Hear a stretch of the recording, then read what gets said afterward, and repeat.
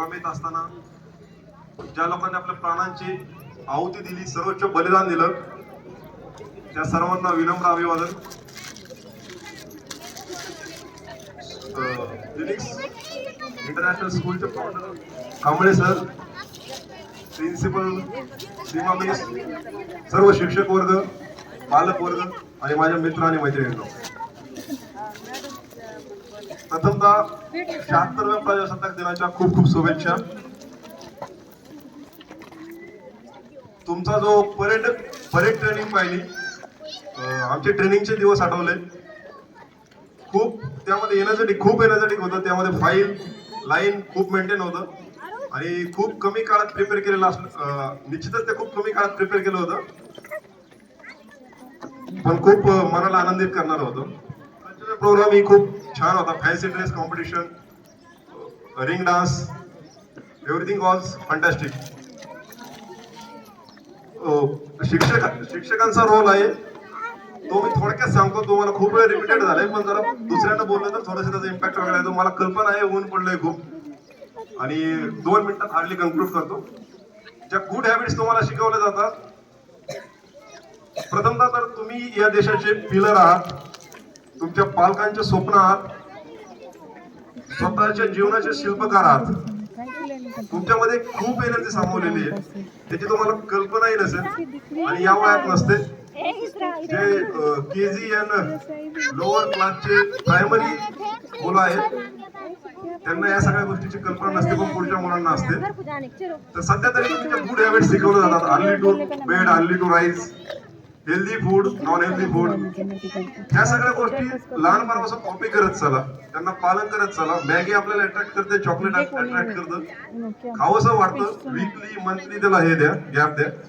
पालकांनाही त्यावर लक्ष फोकस केलं पाहिजे. लहान मुलांना आपल्या संस्कृतीमध्ये किंवा आपल्या थोर पुरुषांनी, जवाहरलाल नेहरू वगैरे वेगवेगळ्या नावांनी संबोधित केले किंवा त्यांचं महत्व अधोरेखित केले. लहान मुले म्हणजे देवाघरची फुले, स्वतःच्या आयुष्याचे शिल्पकार, भारत देशाचे आधारस्तंभ. हे निश्चितच तेवढं खरं आहे. जोपर्यंत आपले युथ आहेत, कुठलाही देश सक्षम तेव्हा असतो जेव्हा आपले तरुण विद्यार्थी हे चांगल्या ट्रॅक वरती चालतात. आपले जे हुतात्मे होते, आता आपण प्रातिनिधिक स्वरूपात आदरणीय पूज्य बापूजी आंबेडकर यांना आदरांजली वाहिली, पण असे खूप सगळे हुतात्मे होते. अगर आपण जर का इतिहास वाचला, आधुनिक कालखंड वाचला, तर ज्ञात अज्ञात अशा खूप शूरवीरांना या देशासाठी बलिदान दिले, त्याची आगरी इतिहासात नोंदही नसेल. तर असं सर्वोच्च काहीतरी तुम्हाला म्हणायचंय. अकॅडमिक मध्ये सरांनी तुम्हाला नेहमी सांगितलंय अभ्यास करा, हे करा, आणि ते निश्चित खरं आहे. चांगल्या सवयी लावून घ्या, आणि दुधावरची तुम्हाला क्रीम म्हणायचंय. साय बनलं तरच, दुधाची साय बनलं तरच त्याला महत्व आहे, बाकी पाणी टाकलेलं दुधाला महत्व नाहीये. त्यामुळे तुम्हाला जे पण फील्ड अट्रॅक्ट करतं त्या फील्ड मध्ये जा, त्या क्षेत्रात करिअर करा, आणि त्यामध्ये सर्वगुण संपन्न टॉप लेअर मध्ये जायचंय. सायंटिस्ट बनणार असाल तर अब्दुल कलाम, राजा बनायचं असेल तर छत्रपती शिवाजी महाराज, शिक्षक बनायचं असेल तर साने गुरुजी, क्रिकेटर बनायचं असेल तर तेंडुलकर. असे म्हणजे प्रत्येक सेक्टरमध्ये आपल्याला एक सर्वोच्च नाव भेटतं. सिंगर मध्ये लता मंगेशकर. त्या क्वालिटी डेव्हलप करा. तुमच्यामध्ये कोणता गुण आहे दडलेला तो बाहेर काढा, त्यावरती वर्क करा, आणि 100% त्यामध्ये सक्सेस भेटतं. अपयश कधीच येत नाही. स्वातंत्र्यामध्ये या लोकांनी सर्वोच्च बोलावून दिलं, पण आताही देशाला काही गोष्टी चॅलेंज करतात. त्या थोडक्यात सांगतो. भ्रष्टाचार. तुम्ही नक्कीच, मला विश्वास आहे, एज्युकेशनल इन्स्टिट्यूशन याच्या संस्था आहेत, शैक्षणिक संस्था, आपलं फिनिक्स स्कूल असेल, वसुंधरा, आष्टी, सगळ्याच नामांकित संस्था खूप चांगले एफर्ट टाकतायत, आणि आष्टी आपलं एज्युकेशनल हब झालंय, त्याबद्दल काही दुमत नाहीये.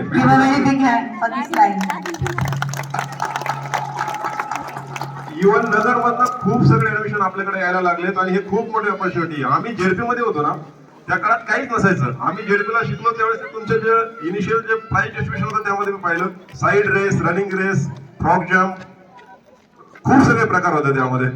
तर एवढ्या कॉम्पिटिशन तुम्हाला फिजिकली स्ट्रॉंग बनवण्याचा प्रयत्न केला जातो. अकॅडमिक मध्ये सर पूर्ण एनर्जीने काम करतात तुमच्यावरती, ते नक्कीच करतील, हे इन्स्टिट्यूशन करत.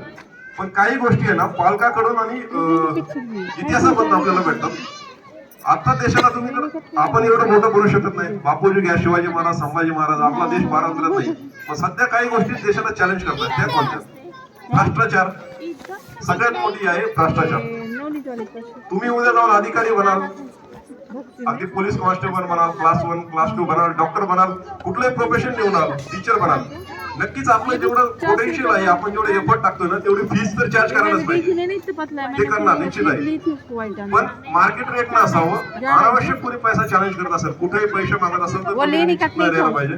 इमानदारी आपल्यामध्ये जपा. सगळ्यात अगोदर तुम्हाला गरज आहे स्वतःला सशक्त ठेवणं, थोडंसं एक्सरसाइज, पोटेन्शियल, स्वतःचे पोटेन्शियल निवडा, शोधा, त्यावरती काम करा आणि टी ओरेस्ट कोणतंही प्रोफेशन असू द्या.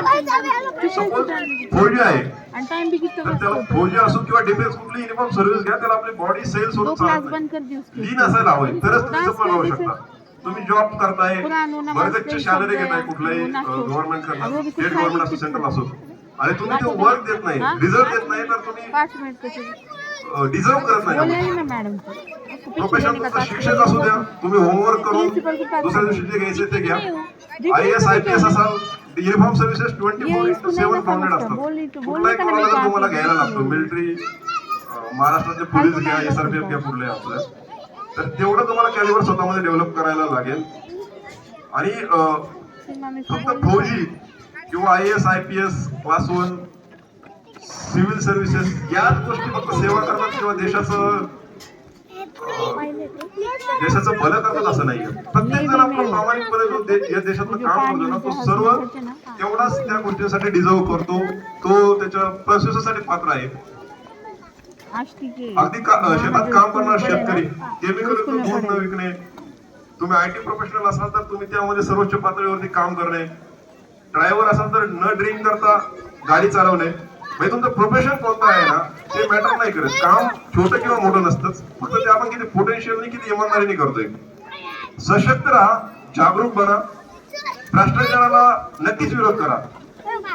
एका कामासाठी 200 रुपये देऊन होत असेल तर तिला 4 वेळेस चक्कर मारून 1000 रुपये द्या. पण सर्वात मोठा लढा आहे भ्रष्टाचार.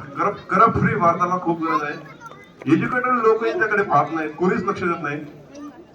तर या 2-3 गोष्टी मला सांगायला आवडेल आणि मला अपेक्षा आहे नक्कीच वर्क होतील. स्वतःला प्रथमतः सशक्त ठेवा, भ्रष्टाचार मुक्त भारतासाठी इमानदारीने काम करा. समाजासाठी आमच्या काळात जी प्रार्थना असायची, खरा तो एकच धर्म, त्यामध्ये एक लाईन येते बघा, जगी जे दीन अतिपतित दयाला प्रेम अर्पावे. ती एक टॅगलाईन कॉपी केली मी. असे खूप सगळे आहेत, ऑपॉर्च्युनिटीज भेटत नाहीत, पैसे नसतात, आपले बॅकग्राऊंड असं असतं. तर थोडं बहुत आपले महाराष्ट्र भूषण रतन टाटाजी, त्यांचं एक्झाम्पल घेतलं तर मला असं वाटतं त्यांचे 70-80% प्रॉपर्टी चॅरिटी करायचे. ज्यांना शक्य आहे ना, त्यांनी असे ज्यांना संधी भेटली नाही त्या लोकांना आपण नक्कीच सपोर्ट करू शकतो आपल्या मॅक्झिमम कॅपिटलला. त्या गोष्टीत काम करा, समाजासाठी काम करा, देशासाठी करा, राष्ट्रासाठी करा. करप्ट फ्री आणि इमानदार भारताचं स्वप्न हा तिरंगा असाच लहरत राहण्यासाठी काम करा. आणि हे निश्चित वर्क होतं, फक्त पोटेन्शियल ठेवा.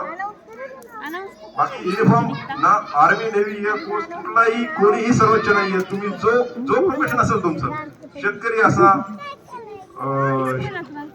युनिफॉर्म सर्व्हिस मध्ये असा, ड्रायव्हर असा, कुठलंही प्रोफेशन असू द्या, फक्त तुम्ही तुमचं काम प्रामाणिकपणे करा, हे सर्वोच्च आहे.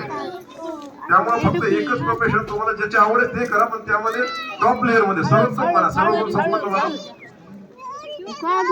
हीच अपेक्षा तुमच्या पालकांकडून, शिक्षकांकडून, सगळ्या समाजाकडून असतात. त्यासोबत तुमचे सामाजिक कार्य करत राहा ही अपेक्षा बाळगतो. इथं आमंत्रण दिलं सर, त्याबद्दल हा प्राऊड फिलिंग इव्हेंट होता. ऍक्च्युली फर्स्ट टाइम मी स्वतः हे फर्स्ट टाइम अटेंड करतोय.